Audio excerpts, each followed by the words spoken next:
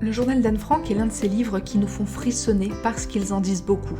Écrit par la jeune écrivaine et victime de l'Holocauste nazi Anne Frank, il sera publié en 1947. Cela grâce au père d'Anne, Otto Frank, qui voulait que les paroles de sa fille soient entendues. Le livre fut d'abord publié sous le titre de l'Annexe secrète, rappelant le nom donné à l'annexe qui a servi de cachette à 8 personnes pendant la persécution nazie. Cette histoire, qui a traversé les décennies, doit continuer à être lue. Et c'est pour ça que nous vous proposons ce résumé. Le journal d'Anne Frank commence, comme tout autre journal d'une adolescente, en présentant son auteur. Anne est une jeune fille de 14 ans qui vit aux Pays-Bas, occupée alors par les nazis.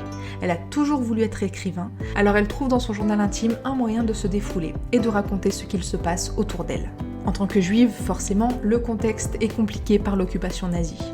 Peu de temps après le début du journal, elle doit déménager avec sa famille, son père, sa mère et sa sœur, ainsi qu'une autre famille, la famille Van Damme, dans une annexe secrète. Celle-ci est située dans l'annexe du bureau de son père, cachée à l'abri des regards.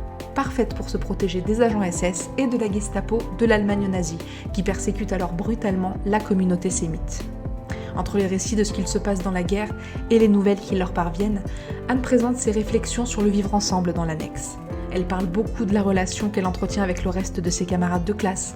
Avec ses parents, en particulier sa mère, elle a de nombreuses disputes car elle pense qu'ils la traitent comme une petite fille et ne la prennent pas en compte autant que sa sœur. Elle ne s'entend pas non plus très bien avec la famille Van Damme, Madame Van Damme en particulier lui reprochant d'être impolie. Quant à Peter, le fils du couple, il est très timide au début, mais après environ 1 an d'enfermement, Anne et lui commencent à nouer une amitié qui se transforme bientôt en un premier amour adolescent.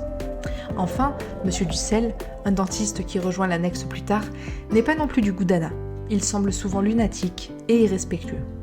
Et puis, après 2 ans d'isolement, 1944 voit finalement se profiler la fin de la Seconde Guerre mondiale et de l'Holocauste. Pendant ce temps, dans l'annexe, Anne découvre sa sexualité avec Peter et mûrit émotionnellement, peut-être trop rapidement compte tenu des circonstances.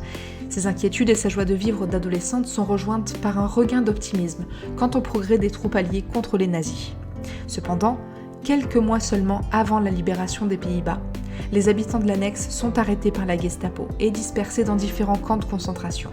Anne se retrouve à Auschwitz, puis à Bergen-Belsen, où elle meurt du typhus, quelques jours avant la libération du camp. Et c'est tout pour ce résumé court du journal d'Anne Frank, merci de l'avoir suivi. Pour aller plus loin, je vous invite à découvrir notre résumé complet et détaillé de l'œuvre, toujours sur tonlivre.fr.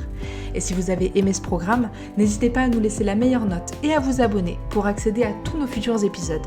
À très vite!